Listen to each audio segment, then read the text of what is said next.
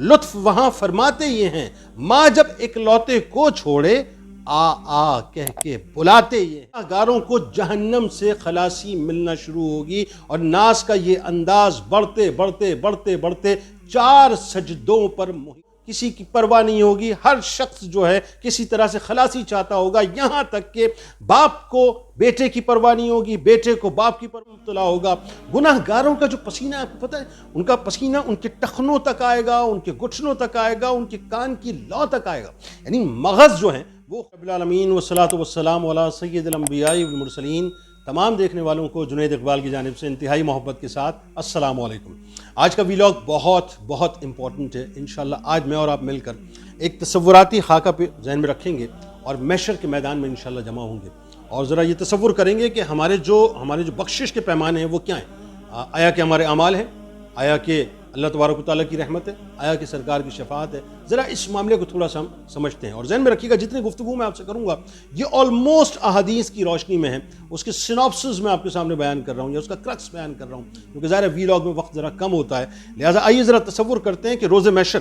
جب سورج سوا نیزے پر ہوگا اور وہ دن جو ہے 50,000 برس کا ہوگا، 50,000 برس کا ایک دن ہوگا۔ اللہ کا جو غیظ و غضب ہے نا وہ اپنے عروج پر ہوگا، جس کی انتہائی کوئی نہیں ہوگی۔ اہل محشر دریا کی موجوں کی مانند بے قراری میں، بے چینی میں، ایک عجیب بے کلی کی کیفیت میں ہوں گے۔ لوگ گروہ در گروہ آئیں گے اور ہر امت اپنے اپنے نبی کے پیچھے ہوگی اور اپنے نبی سے عرض کرے گی کہ اے فلاں شفاعت فرمائیے، اے فلاں شفاعت کیجئے، یہاں تک کہ شفاعت کی بات حضور نبی کریم صلی اللہ علیہ وآلہ وسلم پر آ کر ختم ہوگی۔ پس اس روز شفاعت کے لیے اللہ تبارک و تعالیٰ آپ صلی اللہ علیہ وآلہ وسلم کو مقام محمود پر فائز فرمائے گا۔ یعنی وہ جو ہم دعا پڑھتے ہیں نا نماز ہر اذان کے بعد کہ اے اللہ، اے اس دعوت کامل اور اس کے نتیجے میں کھڑی ہونے والی نماز کے رب، تو محمد صلی اللہ علیہ وآلہ وسلم کو وسیلہ اور فضیلت اور بلند درجہ عطا فرما اور ان کو اس مقام محمود پر پہنچا دے، تو اس مقام محمود پر اللہ تبارک و تعالیٰ آپ کو فائز فرمائے گا۔ ناظرین کرام،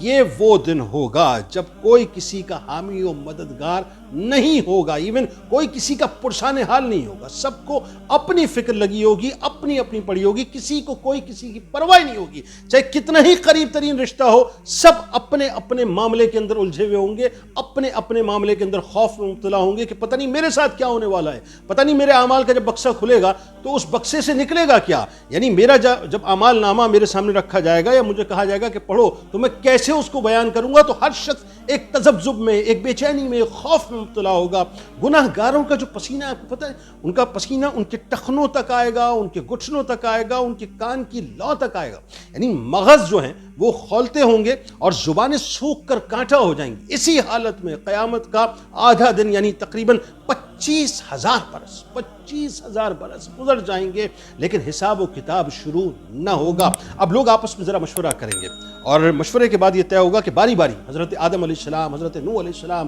حضرت ابراہیم علیہ السلام، حضرت موسیٰ علیہ السلام اور حضرت عیسیٰ علیہ السلام کی بارگاہ میں حاضر ہوں گے، اور حاضر ہونے کے بعد شفاعت کی التجا کریں گے، لیکن ہر جگہ سے یہی جواب ملے گا کہ ہم سے یہ کام نہ ہو سکے گا، کسی اور کے پاس جاؤ، یعنی آج ہم اس قابل نہیں ہیں۔ افراتفری، مایوسی، بے چینی کا ایک عجیب عالم ہوگا، ہر ایک کی نگاہ اپنے داد رس کو تلاش کر رہی ہوگی، ہر ایک کی نگاہ شفاعت کے لیے دیکھ رہی ہوگی، کسی کو کسی کی پرواہ نہیں ہوگی، ہر شخص جو ہے کسی طرح سے خلاصی چاہتا ہوگا، یہاں تک کہ باپ کو بیٹے کی پرواہ نہیں ہوگی، بیٹے کو باپ کی پرواہ نہیں ہوگی، ماں بیٹے کو نہیں پہچانے گی، بیٹا ماں کو نہیں پہچانے گا۔ اس دنیا کے اندر جو ماں اپنی اولاد کے لیے سب کچھ کرتی ہے وہ کل بروز محشر اسے فراموش کرے گی، جو بیٹا اپنی ماں کے لیے سب کچھ کرتا ہے وہ فراموش کرے گا، جس بیوی کے لیے، جن اولادوں کے لیے ہم سیاہ سفید کرتے ہیں اس دنیا کے اندر، ایسے ہی کرتے ہیں نا، حلال لیا، حرام لیا، جائز لیا، ناجائز لیا، سیاہ کیا، سفید کیا،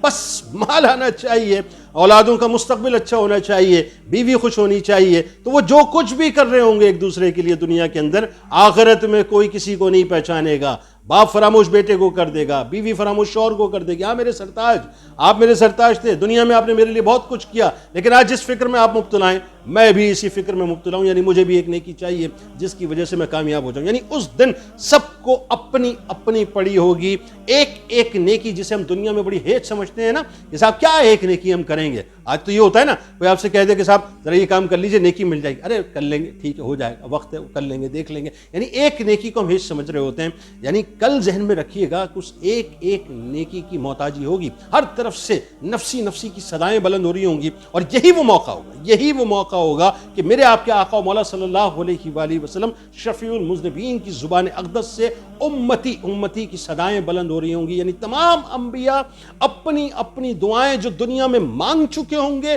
آج امام الانبیاء کی وہ دعا جو آپ نے اپنی امت کے لیے بچا رکھی تھی، آج اس کی قبولیت کا دن ہوگا۔ یعنی اس دن اللہ تبارک و تعالیٰ اپنے حبیب مکرم صلی اللہ علیہ وآلہ وسلم کو وہ مقام جسے مقام محمود کہا جاتا ہے، وہ مقام عطا کر کے سب کے سامنے نبی کریم صلی اللہ علیہ وآلہ وسلم کے رتبے کو عیاں کرے گا، ان کے منصب کو عیاں کرے گا، ان کے مقام کو عیاں کرے گا، جو ان کی ڈگنیٹی، جو ان کی ایک پریویلیج کلاس ہے اللہ کی بارگاہ میں، اس کو اللہ تبارک و تعالیٰ تمام خلق کے سامنے عیاں کرے گا۔ یعنی آج اپنے پیارے محبوب صلی اللہ علیہ وآلہ وسلم کے سر اقدس پر شفاعت کبریٰ کا عظیم تاج سجائے گا کہ فقط اتنا سبب ہے انعقاد بزم محشر کا کہ ان کی شان محبوبی دکھائی جانے والی ہے۔ عجیب منظر ہوگا صاحب، عجیب منظر ہوگا کہ اس دن میرے آپ کے آقا و مولا صلی اللہ علیہ وآلہ وسلم تمام اولاد آدم کے قائد ہوں گے۔ اس دن حمد کا جھنڈا، لوائے الحمد، سرکار مدینہ صلی اللہ علیہ وآلہ وسلم کے دست مبارک میں ہوگا۔ آپ جانتے ہیں یعنی اس لوائے الحمد کے نیچے آدم علیہ السلام سے لے کر تمام انبیاء کرام موجود ہوں گے، یعنی تمام ہی انبیاء کرام اس جھنڈے تلے رسول کریم صلی اللہ علیہ وآلہ وسلم کے ساتھ موجود ہوں گے۔ اس دن یعنی پیارے محبوب صلی اللہ علیہ وآلہ وسلم اپنے رب کے حضور ایک سجدہ فرمائیں گے۔ اب یہاں سے ناظرین وہ سمجھ لیجئے منظر نامہ ہے جس کی طرف میں آپ کو لے کے جانا چاہتا ہوں، اور یہ اتنا حسین، اتنا خوبصورت، اتنا لطیف، اتنا میٹھا، اتنا پیارا منظر نامہ ہے کہ جس کو میں جب بھی پڑھتا ہوں ناظرین، اور طویل حدیث ہے ظاہر ہے، اس میں 4 سجدوں کا ذکر ہے، لیکن میں آپ کو اس کو کرکس بتلا رہا ہوں۔ میں جب بھی اس حدیث کو پڑھتا ہوں ناظرین، آپ یقین مانیے میری آنکھوں سے آنسو نکل آتے ہیں کہ ہم اتنے گناہ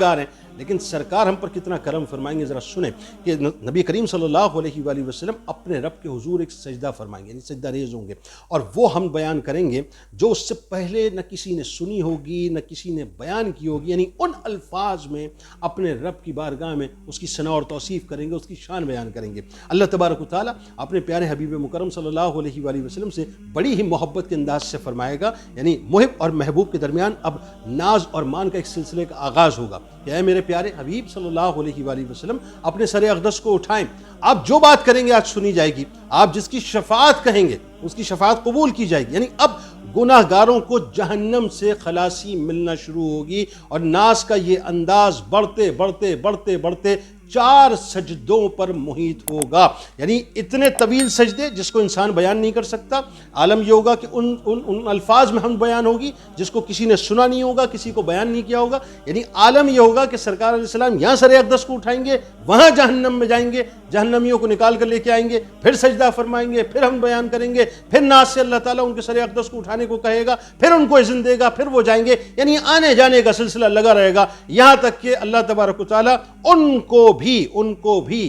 یوں سمجھ لیجئے کہ جہنم سے خلاصی عطا فرمائے گا کہ جن کے دل میں اللہ تبارک و تعالیٰ کا کلمہ یعنی لا الہ الا اللہ محمد رسول اللہ صلی اللہ علیہ وآلہ وسلم ہے، یعنی اللہ کی حمد احمد بیان کرتے چلے جائیں گے، اور اللہ اپنے محمد کا رتبہ یعنی جو بخشش کے پروانے عطا کر کر کے لوگوں کے سامنے عیاں کرتا چلا جائے گا۔ یعنی یوں کہہ لیجئے کہ محشر کا دن بنیادی طور پہ وہ ہوگا کہ وَلَسَوْفَ يُعْطِيكَ رَبُّكَ فَتَرْضَىٰ کے وعدے کی تکمیل کا دن ہوگا کہ خدا کی رضا چاہتے ہیں دو عالم، خدا چاہتا ہے رضائے محمد۔ ناظرین کرام، ایک روایت میں آتا ہے کہ حضرت علی ابن ابی طالب علیہ السلام فرماتے ہیں کہ حضور نبی کریم صلی اللہ علیہ وآلہ وسلم نے فرمایا کہ میں اپنی امت کے لیے شفاعت کروں گا، یہاں تک کہ میرا رب مجھے پکار کر فرمائے گا کہ اے محمد صلی اللہ علیہ وآلہ وسلم آپ راضی ہو گئے؟ تو میں کہوں گا ہاں میں راضی ہو گیا ہے میرے رب۔ یعنی وہ ہے نا کہ اعلیٰ حضرت نے فرمایا نا کہ انا اعطیناک الکوثر، ساری کثرت پاتے ہیں یہ، رب ہے موتی، یہ ہے قاسم، رزق اس کا ہے، کھلاتے یہ ہیں،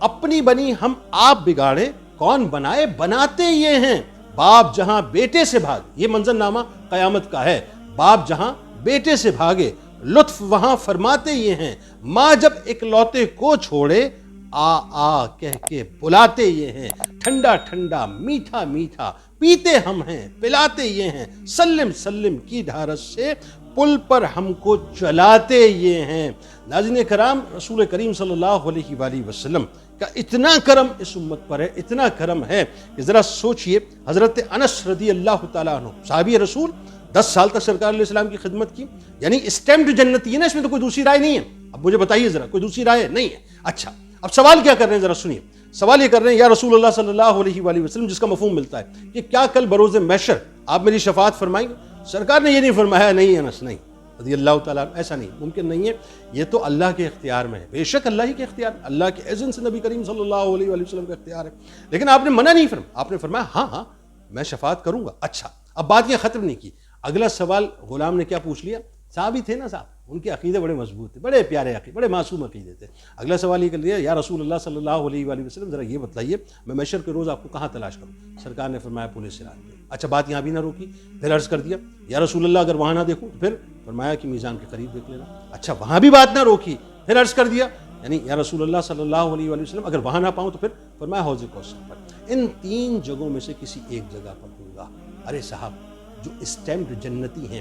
وہ سرکار کی شفاعت کو تلاش کر رہے ہوں گے، اور سرکار کو تلاش کر رہے ہوں گے، ان کے رخ زیبا کو تلاش کر رہے ہوں گے، ان کی نگاہ کرم کو تلاش کر رہے ہوں گے، تو میری آپ کی اوقات کیا ہے؟ زام عبادتوں پہ مت کیجیے گا، کمپلسری سبجیکٹ ہیں، نماز، روزہ، زکوٰۃ، حج، یہ تمام کمپلسری سبجیکٹس ہیں، ان کو ادا ہی کرنا ہے، دوسری کوئی رائے نہیں ہے۔ اس کو غلط کنسپٹ کو پروموٹ نہ کیجیے، ذہن میں رکھیے گا، لیکن ہاں یہ ذہن میں رکھیے گا کہ کہیں ایسا بھی نہ ہو کہ انہیں عبادتوں کی بنیاد پہ آپ جو ہے وہ گیٹ پاس چاہتے ہو جنت کا۔ نہ، نو وے، نو وے۔ ہو سکتا ہے خدا نخواستہ ساری عبادتیں منہ پہ مار دی جائیں، ہاں ایک پیمانہ ہے، اللہ کی رحمت ہو اور سرکار کی شفاعت ہو، پھر تو آپ کو گیٹ پاس ملا ہی ملا، دوسری کوئی بات نہیں۔ اس دعا، اس امید، اس یقین کے ساتھ اجازت دیجیے کہ اللہ تعالیٰ آپ کا، ہمارا، ہم سب کا حامی ناصر۔ اللہ